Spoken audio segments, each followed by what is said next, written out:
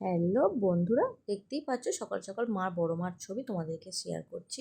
এই দেখো, আগের মঙ্গলবার কিন্তু শাশুড়ি মা গেছিলো বড় মার দর্শন করতে। সেখান থেকেই আমাদের জন্য এই ছবিটা এনেছি।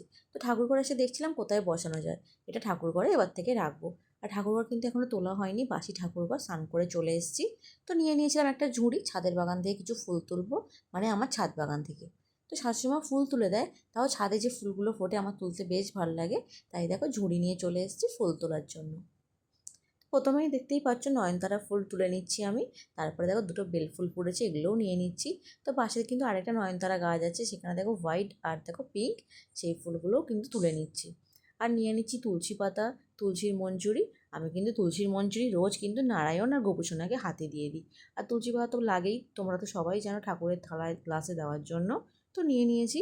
এবার কিন্তু কিছু ঘাসগুলো নিয়ে নেবো। যে ফুলগুলো বেশ বড় বড় হয়েছে সেগুলোই কিন্তু নিচ্ছি।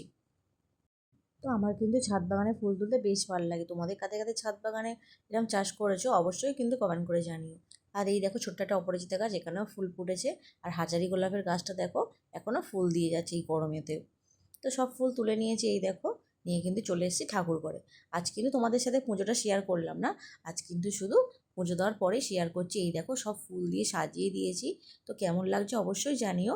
আর এই দেখো মা বিপত্তারিণীর পাশে কিন্তু দেখো বড় মাকে বসিয়ে দিয়েছি, আর আমার ছোট্ট গোপুসোনা। আর এই দেখো নয়নতারা ফুলগুলো দিয়ে সিংহাসনটা একদম সুন্দর করে সাজিয়ে দিয়েছি। তো আমার ফুল দিয়ে সাজানো কেমন হয়েছে ঠাকুরঘরটা, তোমরা কিন্তু অবশ্যই কমেন্ট করে জানিও।